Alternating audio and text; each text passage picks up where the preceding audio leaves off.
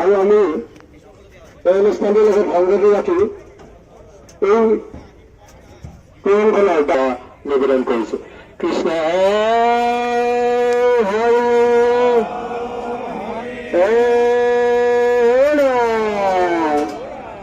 কৃষ্ণ কৃষ্ণ।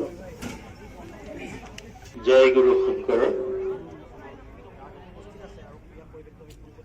আজিৰ এই মহান অনুষ্ঠান ভাগিত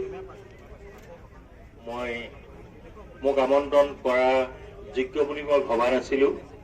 হঠাতে প্ৰগ্ৰেমৰ নামটো দেখি মই নিজে অলপ